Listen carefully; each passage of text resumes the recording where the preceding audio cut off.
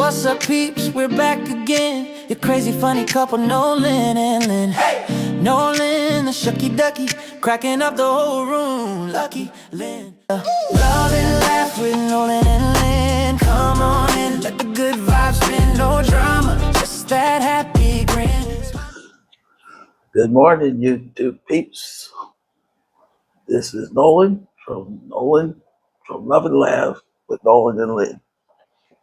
Of course, it's about 6:30 a.m. here in the Philippines. It's Monday here, but this back home is Super Bowl Sunday. So I'm excited to watch the Super Bowl later. But today, we're going to talk a little bit about relationships, dating here in the Philippines.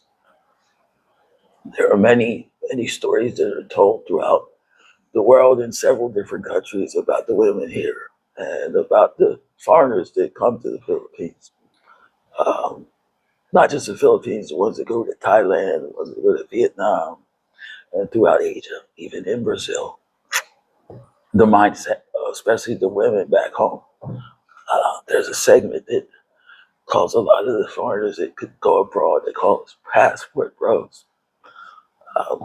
We're not going to talk about passport bros, but we're just going to talk about dating. How is the dating here in the Philippines? First of all, the women are young. You have access to very young, beautiful, loving, caring, and kind women here. Back home, me at 59, about to be 60 later on this year.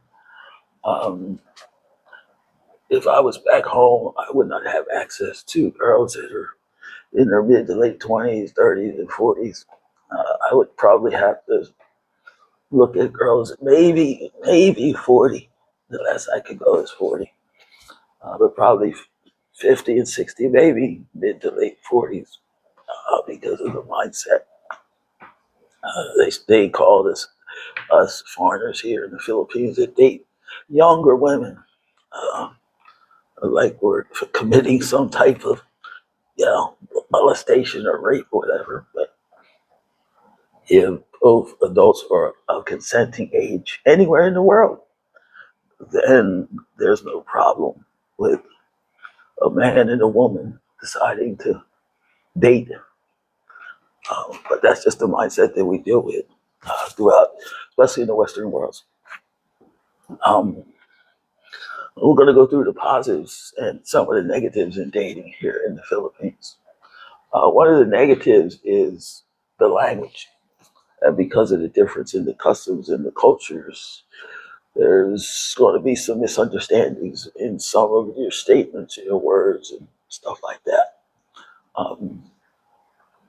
But what I found is the younger females here, for the most part, have a pretty good understanding of speaking English and understanding it, because here in the Philippines, that required English is a course in school. Coming up as a young kid and even in junior high and high school, English is a requirement for them to learn, which is good.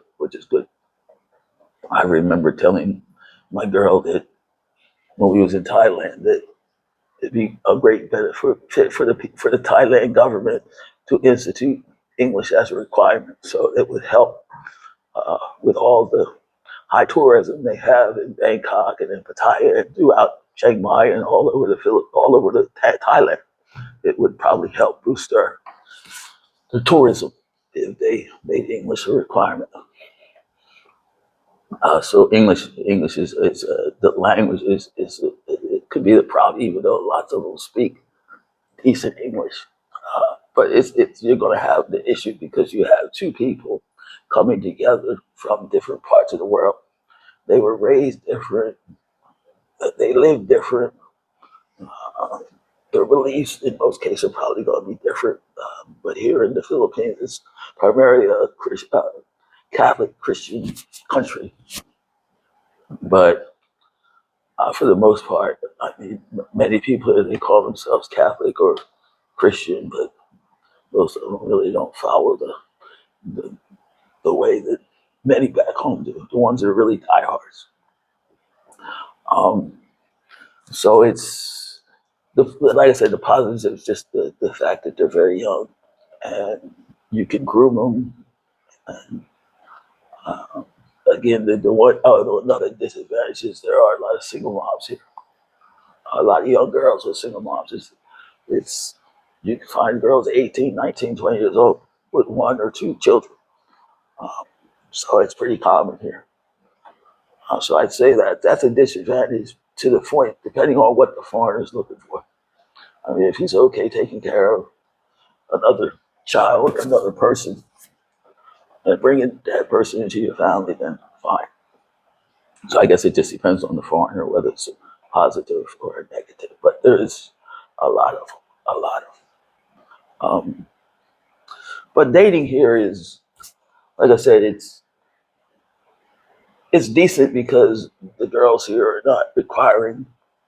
They're not giving you. I remember back home. Number one, they wanted to know if you had a car. They wanted to know where you lived. They wanted to know what your job is to see if you were capable of providing for them. And then, really, before you hit that mark, they want you to spoil them and take them out to dinner and go here and go there. For the most part, the girls in the Philippines are very simple. You can have a dinner date at McDonald's or the famous chain they have here called Jollibees or whatever. You don't have to spend a lot of money. You can just take them out and just, the key really is just to spend time and get to know each other. Um, I guess another negative too is if you do meet a girl and you want to take it to the next level into marriage and stuff like that. Owning property is, as far as we can't own any property, there are certain legal workarounds that you can do. But in the same token, as long as everything's going well, you're good. But say something happens and the relationship falters or the marriage dies, and then you're dealing with some issues because most of all the, I think the only thing that us foreigners can actually own are condominiums.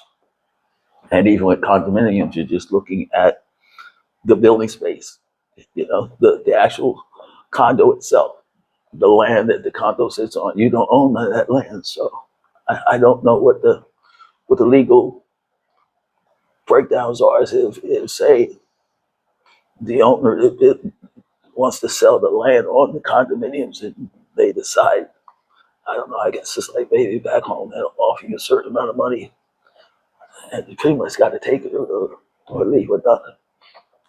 So I would say there are a few issues, but for the most part, the women are very beautiful. They're very kind, and for the most part, they'll treat you like a king. They'll feed you. They'll make sure the house is clean. They'll do all the things that they need to do to keep you happy. Um, so it's a good thing. It's a good thing because realistically, depending on for me, I couldn't see myself living back home full time. I want to go home and visit friends and family, but to live back home with all the craziness and just the fact that I always say $1 is $1 in the U.S., whereas $1 is almost 60 pesos here in the Philippines, and you can live much cheaper here. The house that I rent, I think I'm paying like 250, 260 conversion to U.S. dollars a month. And I think back home in this same house is probably going to be 17, 1800 a month. And, and, and all the drama, the political drama, and all the craziness going on. I watch it on the video on YouTube and everything just so I can stay abreast of what's going on. But actually being in it and have the friends talking about it, you know. So that's the first segment on dating here in the Philippines. If you have any specific questions on dating, just make a comment down below and I'll address that issue. Thank you. And I tell you, please like, subscribe, hit the notification button. And with that, shucky ducky, salute.